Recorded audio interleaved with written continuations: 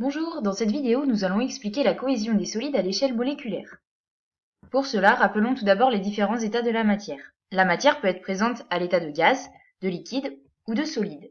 En ce qui concerne les solides, on distingue les solides covalents, comme le diamant, c'est-à-dire des atomes reliés par des liaisons covalentes, ou encore les solides ioniques, c'est-à-dire constitués d'ions, comme le sel de cuisine NaCl, mais aussi les solides moléculaires, c'est-à-dire constitués de molécules, comme les cristaux de glace, et enfin les solides métalliques, exemple la pépite d'or. Dans une première partie, intéressons-nous à la cohésion des solides et liquides moléculaires. Pour ces solides, on distingue deux types de liaisons. Tout d'abord les liaisons de Van der Waals, qui permettent aux geckos de s'accrocher au mur, mais aussi les liaisons hydrogènes, c'est-à-dire des liaisons entre H et un autre atome, tel que O ou N ou F. On représente ces liaisons H par des pointillés entre le H en question et l'atome avec qui il établit une liaison. Parlons à présent de liaisons polarisées. Pour savoir si une liaison est polarisée ou non, on définit une grandeur appelée électronégativité, qu'on note Ki, dont les valeurs constituent notamment une échelle de référence appelée échelle de Pauling, du nom de Linus Pauling, physicien chimiste américain qui a reçu le prix Nobel en 1954 pour ses travaux sur la liaison chimique. L'électronégativité est un nombre qui traduit le fait qu'un atome attire plus ou moins à lui les électrons d'une liaison covalente. Par exemple, prenons le cas de la liaison CH. Ici, nous avons représenté le nuage électronique autour de ces atomes.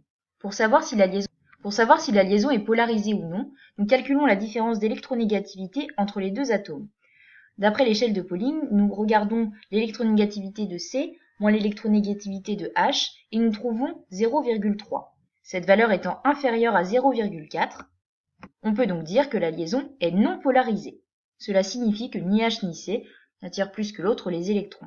Prenons l'autre exemple de la liaison CO. Quand on regarde l'échelle de Pauling, on se rend compte que l'électronégativité de O est bien supérieure à celle de C, c'est-à-dire que le nuage électronique est davantage réparti autour de l'oxygène que du carbone.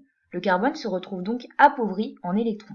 Nous pouvons même calculer la différence d'électronégativité entre les deux atomes, et nous trouvons un résultat supérieur à 0,4, ce qui signifie que la liaison est polarisée. Nous représentons donc la polarisation de cette liaison par une flèche entre les deux atomes.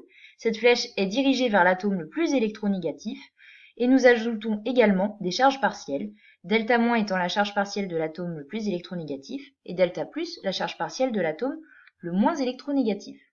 Voyons à présent comment différencier les molécules polaires et apolaires. Une molécule est polaire quand le centre des charges partielles delta- est distinct du centre des charges partielles delta+. Prenons comme exemple la molécule d'eau. La première question à se poser est: est-ce que cette molécule contient des liaisons polarisées? En effet, s'il n'y a pas de liaison polarisée, alors il n'y a ni charge partielle positive, ni charge partielle négative, et donc on ne se pose pas la question, la molécule est apolaire. Ici, nous pouvons calculer la différence d'électronégativité entre l'atome O et l'atome H. Nous trouvons 1,3. Cette valeur est supérieure à 0,4. La liaison OH est donc polarisée vers l'atome O. Donc on indique une flèche vers l'atome O, un delta+, donc une charge partielle positive sur l'atome H, sur chaque atome H, et l'atome O porte donc deux charges partielles négatives de façon à compenser les deux charges partielles positives. Regardons maintenant le centre des charges partielles respectifs. Le centre des charges partielles delta- se situe au niveau de O puisque c'est le seul atome à porter des charges partielles delta-. Par ailleurs, comme la molécule est coudée, nous devons en tenir compte pour trouver le centre des charges partielles delta+.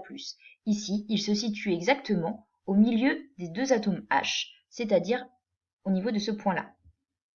On voit donc que le centre des charges partielles delta+, n'est pas confondu avec le centre des charges partielles delta-, la molécule est donc polaire. Mais pour cela, il est très important de tenir compte de la géométrie. Passons aux molécules apolaires. Une molécule apolaire est telle que le centre des charges partielles delta- est confondu avec le centre des charges partielles delta+. Ou alors elle est telle que il n'y a ni charge partielle delta+, ni charge partielle delta-. Par exemple, pour la molécule de méthane CH4, les liaisons ne sont pas polarisées, il n'y a donc aucune charge partielle. Prenons l'exemple de la molécule CCl4. La première question qu'on se pose, c'est: est-ce qu'il y a des liaisons polarisées? Nous calculons comme tout à l'heure la différence d'électronégativité entre les atomes, et nous trouvons 0,66, donc une valeur supérieure à 0,4, ce qui signifie que les liaisons CCl sont polarisées. Nous avons donc indiqué ici les charges partielles, delta- pour Cl, et 4 delta+ pour C, puisqu'il compense les 4 delta- des 4 atomes de chlore. Regardons maintenant le centre des charges partielles. Le centre des charges partielles delta+ est porté par l'atome de carbone puisqu'il est le seul atome dans la molécule à avoir des charges delta+. Le centre des charges partielles delta- est lui aussi l'atome de carbone. Pourquoi? Eh bien parce que c'est rigoureusement le milieu entre tous les atomes de chlore qui portent la charge delta-. Et si on regarde cette molécule tétraédrique, on se rend compte que le milieu de tous ces atomes de chlore est le centre du tétraèdre, c'est-à-dire l'atome de carbone. Ici, le centre des charges partielles delta+ est donc confondu avec le centre des charges partielles delta-. Cette molécule est donc apolaire. Voyons à présent la dissolution des solides moléculaires. Quand on introduit un solide moléculaire dans un solvant, il se crée des liaisons de Van der Waals et des liaisons hydrogènes entre les molécules du solide et les molécules du solvant, qui viennent en quelque sorte arracher les molécules du solide. C'est ce qu'on appelle la dissolution. Faisons une expérience pour trouver une propriété intéressante de cette dissolution. Ici, nous mettons une solution aqueuse de diode et nous ajoutons de l'heptane dans ce tube à essai. Nous agitons, puis après décantation, nous constatons que le diode, ici, est passé dans l'heptane puisque la solution est devenue violette. De plus, nous constatons qu'il y a moins de diode dans la solution aqueuse puisqu'il a perdu un petit peu de son caractère orangé. Or, l'heptane est un solvant apolaire et la molécule de diode I2 est elle aussi apolaire puisqu'elle est constituée de deux atomes identiques. Il n'y a donc aucune différence d'électronégativité entre les deux. Donc comme la liaison entre I et I n'est pas polarisée, on peut tout de suite en déduire que cette molécule est apolaire. Conclusion, on remarque qu'un solide constitué de molécules apolaires se dissout bien dans un solvant apolaire, alors qu'un solide constitué de molécules polaires se dissout bien dans un solvant polaire. Et il y aura notamment des liaisons hydrogènes entre les molécules polaires et le solvant polaire. Voyons à présent la cohésion des solides et liquides ioniques. Nous rappelons qu'un solide ionique est un solide constitué d'un empilement d'ions, c'est-à-dire une alternance de charges positives et de charges négatives. Comme il s'agit de charges, elles sont donc en interaction grâce à la force coulombienne, qui est attractive entre deux cations ou deux anions, et répulsive entre un anion et un cation. Nous rappelons également l'expression de la force coulombienne entre deux charges, et je vous renvoie à la fin de la vidéo sur les interactions fondamentales pour des exemples de calcul. Faisons à présent une expérience pour montrer une propriété intéressante de la dissolution des solides ioniques. On dépose un peu de chlorure de cobalt, un solide ionique, dans le fond d'un tube à essai et nous ajoutons de l'eau qui est un solvant polaire. Après agitation, on se rend compte que le solide est bien dissous. Faisons maintenant la même expérience, mais en ajoutant le cyclohexane, qui est un solvant apolaire. Nous constatons que le solide ne se dissout pas et reste au fond du tube à essai. Conclusion, un solide ionique se dissout bien dans un solvant polaire. Voyons pourquoi. Que se passe-t-il d'un point de vue microscopique? Eh bien, quand on ajoute un solide ionique dans un solvant polaire, les molécules du solvant vont faire des liaisons avec les cations et les anions du solide ionique. Ici, on voit que les molécules d'eau se tournent vers les cations et les anions de sorte à encadrer les cations et les anions d'une façon particulière. Rappelons-nous que la molécule d'eau est une molécule polaire, c'est-à-dire que O porte la charge partielle négative et que les atomes H portent une charge partielle positive.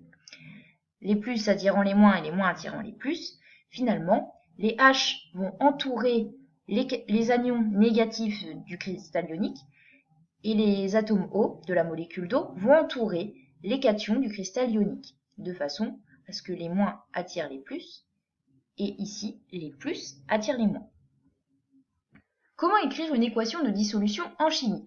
Tout d'abord, nous mettons le solide qui va être dissous dans l'eau. Pour signaler que c'est un solide, nous indiquons la lettre S entre parenthèses. Ce solide, Na2SO4, va être dissous en 2 ions Na+, 2 car on voit l'indication 2 ici, et SO4 2-. C'est un ion, même s'il y a plusieurs atomes à l'intérieur, c'est un ion moléculaire. Il y a ici une indication, AC, qui signifie que les ions sont dissous en solution. Nous pouvons ensuite calculer la concentration des ions dissous en solution. Pour cela, nous faisons appel à une formule que nous connaissons bien. La concentration égale la quantité de matière sur le volume, la quantité de matière étant en mol, le volume en litres et la concentration en mol par litre. Pour les ions, nous allons utiliser une autre notation qui est la notation entre crochets et nous prenons le soin de spécifier à chaque fois de quelle quantité de matière nous parlons. Ici, il s'agit de la quantité de matière de Na+. Faisons un exemple pour déterminer une concentration d'ions en solution. Ici, nous nous intéressons encore à la dissolution du solide Na2SO4. À l'état initial, nous supposons qu'il y en a N mol. Comme à l'état initial, le solide n'a pas encore été dissous, les quantités de Na+ et SO4 sont égales à 0. Dans le tableau d'avancement, on indique les quantités restantes des réactifs et des produits à chaque instant de la réaction. Pour Na2SO4, la quantité restante est égale à la quantité de départ, petit n, moins la quantité consommée, x mol. Pour Na+, on en forme 2x mol à chaque fois qu'on consomme x mol de Na2SO4. Pour SO4-, on en forme x mol à chaque fois qu'on consomme x mol de Na2SO4. Dans l'état final, c'est la même chose, sauf que l'avancement est égal à l'avancement maximal x max. Par ailleurs, à la fin, nous savons qu'il ne reste plus de Na2SO4 puisqu'il a été complètement dissous. Donc sa quantité n-x max à la fin est égale à 0, puisque donc la dissolution est totale. Ce qui signifie qu'à la fin, x max égale n mol. Exprimons à présent la concentration en ion Na+. On a vu tout à l'heure que c'était égal à la quantité de matière d'ion Na+, divisé par le volume de solution, et dans notre cas précis, c'est égal à 2x max sur le volume, puisque rappelons-le, la quantité de matière de Na+, à la fin, elle est indiquée dans le tableau d'avancement, et c'est bien 2x max. Par ailleurs, on sait que x max est égal à n, donc on peut le remplacer, et on trouve que la concentration de Na+, est égale à 2n sur V. Nous pouvons faire de même pour calculer la concentration en ion SO4 à la fin de la dissolution. C'est la quantité de matière de SO4 divisée par le volume de la solution. C'est donc x max divisé par le volume, puisque là encore, rappelons-le, la quantité de SO4 est indiquée dans le tableau d'avancement, c'est x max. Et on sait que x max est égal à n, on a donc la concentration en SO4 qui vaut n sur V. On remarque que la concentration en Na+ est 2 fois la concentration en SO4 c'est normal que les Na+ soient 2 fois plus concentrés que les ions SO4 puisque si on regarde l'équation de dissolution, on produit 2 fois plus de Na+ lors d'une dissolution que de SO4 Les Na+ seront donc 2 fois plus concentrés que les SO4 Pour finir, rappelons comment préparer une solution ionique par dissolution. Nous commençons par peser le solide dans une coupelle, dans une capsule, à l'aide d'une spatule et d'une balance. Puis nous introduisons le solide dans une fiole jaugée, en prenant le soin de rincer la coupelle à l'aide de l'eau distillée. Puis nous ajoutons de l'eau distillée jusqu'aux 3/4 de la fiole. On bouche et on agite. Ensuite, on ajoute de l'eau distillée jusqu'au trait de jauge, en faisant attention à ce que le ménisque soit tangent au trait de jauge. Puis on bouche et on agite une nouvelle fois pour homogénéiser. Pour finir, on peut voir comment calculer la masse de solide à prélever. Si par exemple on souhaite préparer 200 ml d'une solution de K plus Br- à partir du sel KBr, dont on précise la masse molaire ici, et on souhaite obtenir une concentration en ion K+, égale à 0,1 mol par litre. On peut calculer cette masse de KBr à prélever.